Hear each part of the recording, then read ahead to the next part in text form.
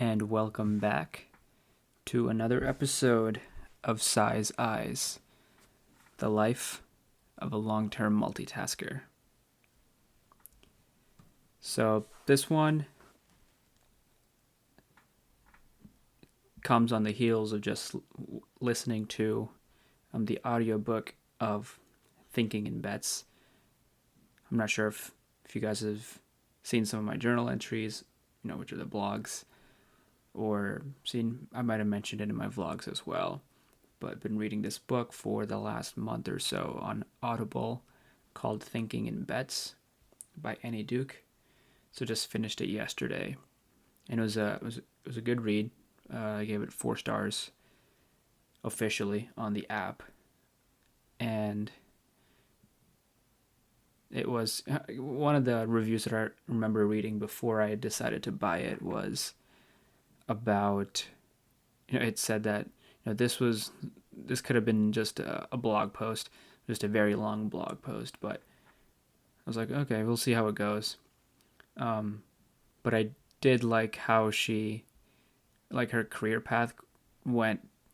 She was in the educational field, not educated, academic field for a bit, and then went into poker, and then is now a business consultant, I believe.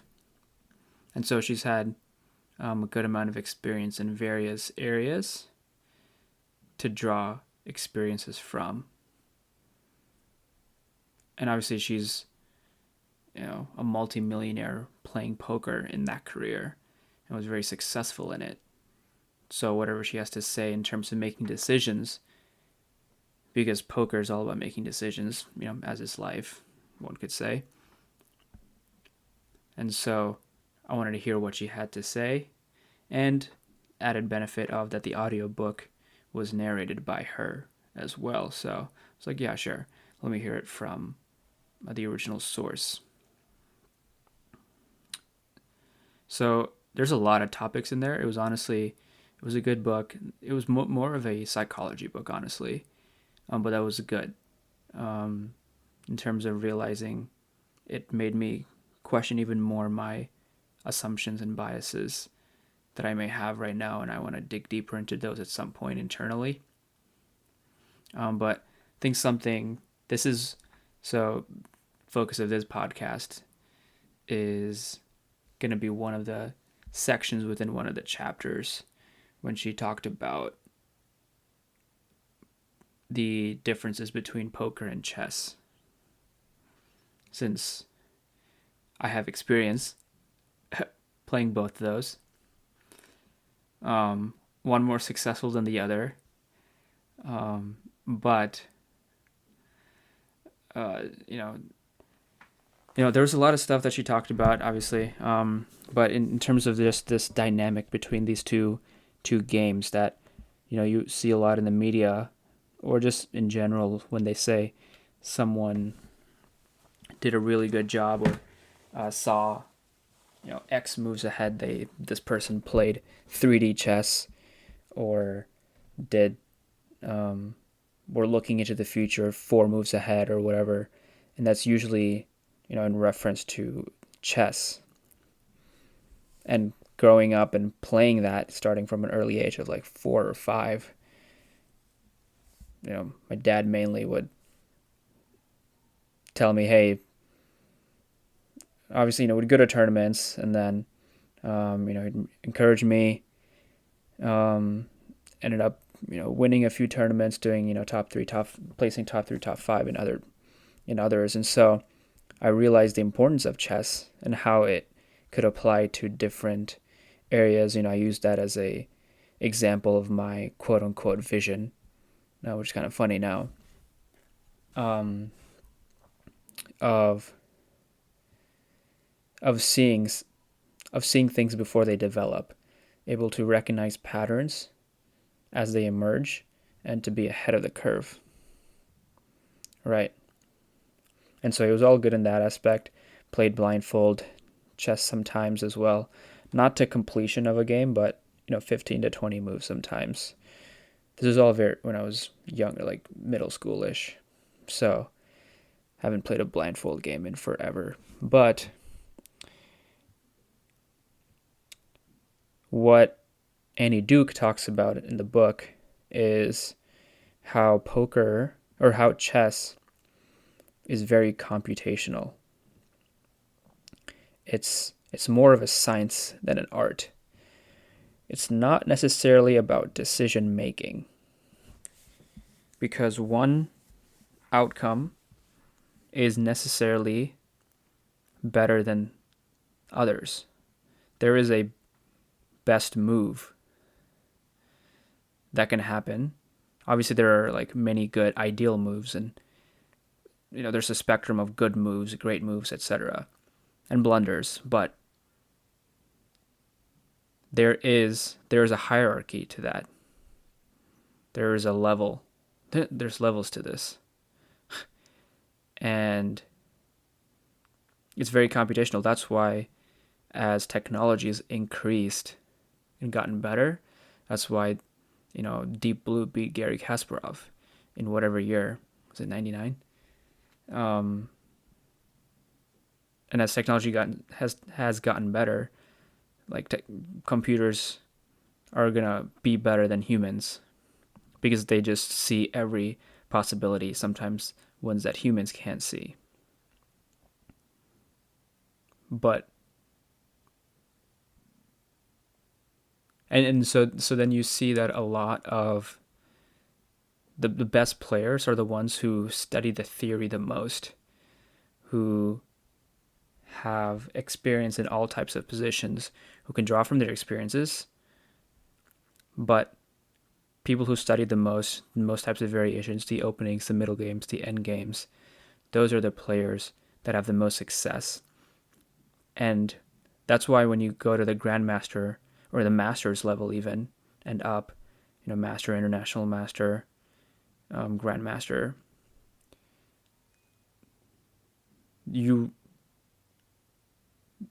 a lot of times it's a draw because they're so evenly matched that they've kind of maxed out the best possible moves. And if no one makes a mistake, it's going to be a draw, or white's going to win because they moved first. And so it's it's very computational. On the other hand, you have poker, where, and so going back to chess, sorry, it's very skill based. It's very knowledge based.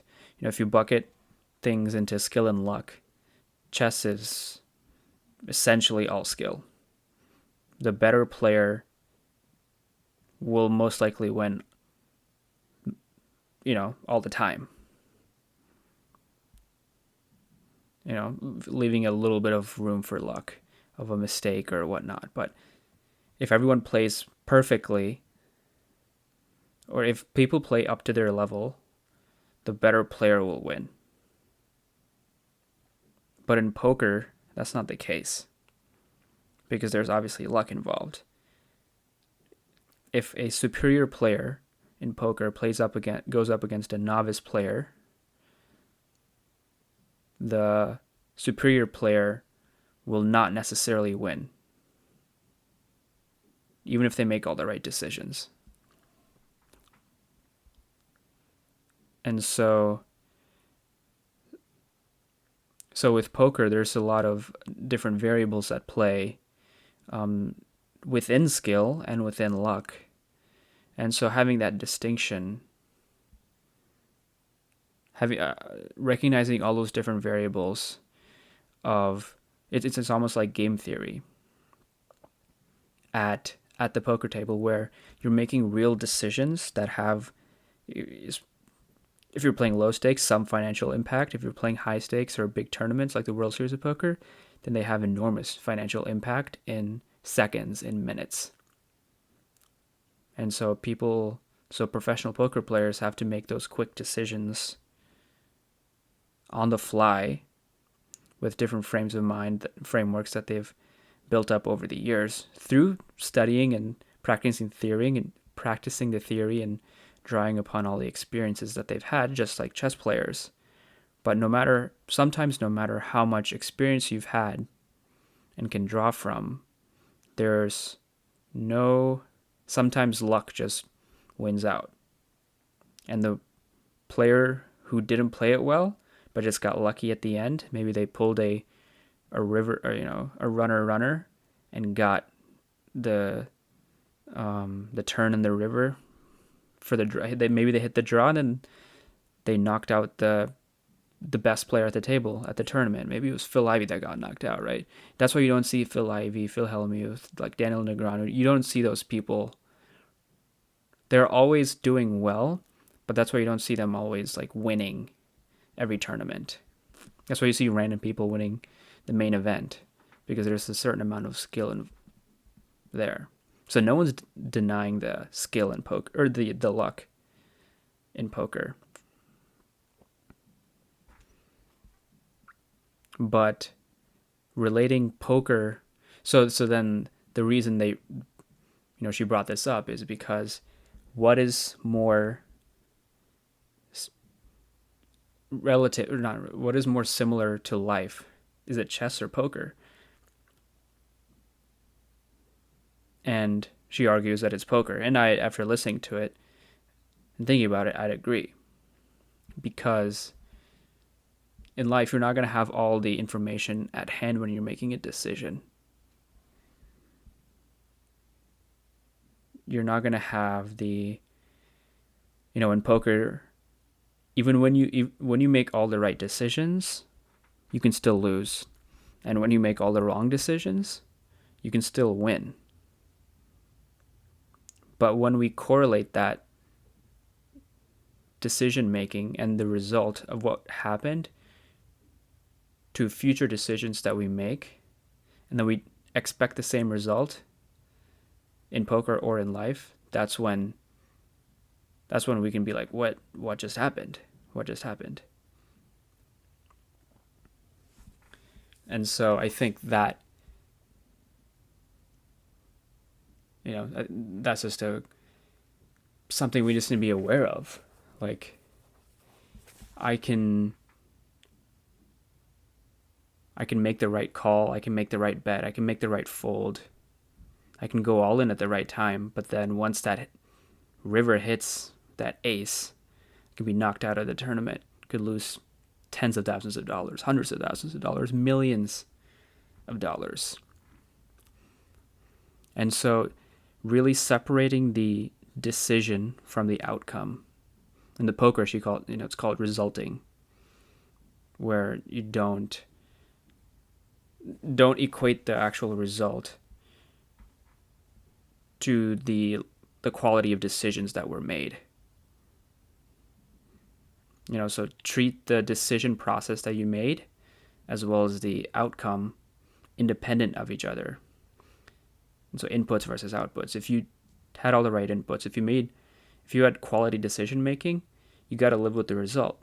That's why in NBA, you play good defense, and if the offensive player just makes a better move, you live with the result, because that decision making process of not fouling, of playing good defense, of not reaching in, of communicating on defense, helping where you're supposed to, having the right rotations, that was all there. But if the offense is just better with the ball movement, you live with that result. That's what coaches say.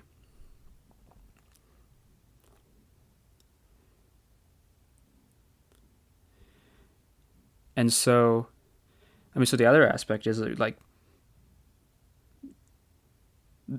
so you don't know all the information on hand in poker, right? So even if you win, you could have made all the wrong decisions and then you won the hand, but then you don't know what to do maybe the next time because the other players folded, so you don't know the cards that they had, and you can't correlate, hey, that this happened, so then I have to do this again, because then the next situation it might be turned around where you're behind, or maybe next time you're ahead. And so there's all these different factors at play.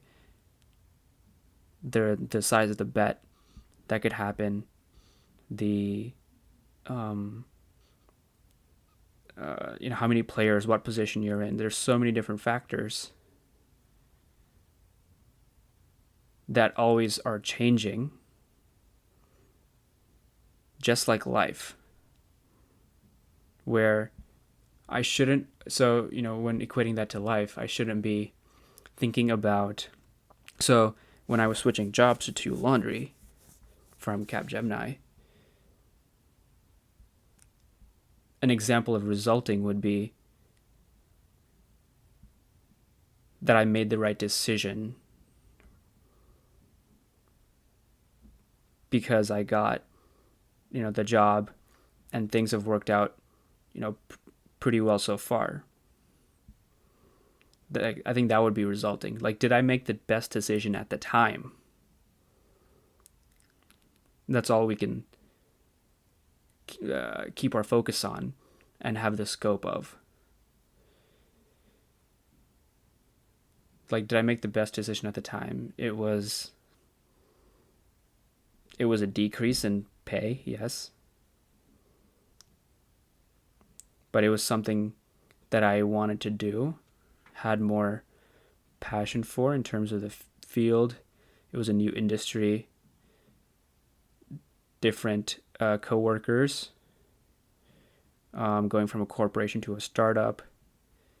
I'm staying in Atlanta. And so, did I make the best decision at the time? I believe so. Now, if it worked out or didn't work out, that's different. So, I think I just have to think about all the times that I made, or all the times that things didn't happen the way I wanted to, but realize did I make the right decision in the moment? Because we can have hindsight bias of, of course it was going to happen that way. But we don't know that at the time. Right? I mean, she uses the example, she opens and closes the book with the example of Pete Carroll calling the pass, second and goal. And Russell Wilson throws the interception. And of course, he's the worst play call in history.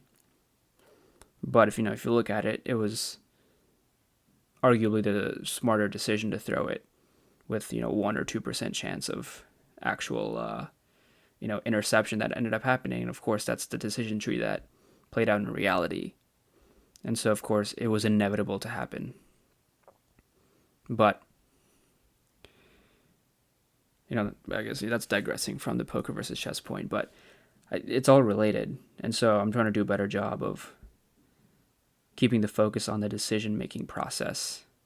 And so there's things that can help with that she outlines in the rest of the book, which I can go to at some other point. But I just wanted to draw that distinction between how we think about poker and how we think about chess. And poker is a real life is a microcosm of life. Because my decision to move jobs had a financial impact, just like poker. But poker was at, within a short time frame, like I mentioned. The life things, when it equates to that, it takes a long period of time to see the results. And so we may not know the best decision that we made at that time. So we have to be patient and think back to when we made that decision. What were the factors that we knew? And put ourselves in our past self's shoes and think, did I make the right decision at the time? Because at that point, the future that ended up happening was not inevitable. There were many different possible outcomes, but obviously only one ended up happening. So, yeah. So anyway, that's it was a pretty good book, thinking about a lot of different things. With the but yeah, this was just one that I wanted to focus on since I've had experience playing both poker and chess. So it's good to see. It was something that I hadn't thought about before, and so obviously it's gambling, but not life is gambling. So we're making a bet every time we do something. It's just in poker, it's explicit, and that's sometimes frowned upon. But, you know, parents moving from India to the US was a bet. You know, me going to UT Austin was a bet on how my career would play out. On what major I wanted to go into was a bet on what career path I would have for best financial success, personal growth, etc. Everything's a bet. And so I think reframing and thinking everything like that is what this book helped me to do. And so I think there's a lot of key takeaways that I still have to go through my notes and highlight and take back. But this was just one thing I wanted to key in on. So poker versus chess, you know, maybe poker has more to it. So don't discount it as just gambling. But anyway, I'll end there.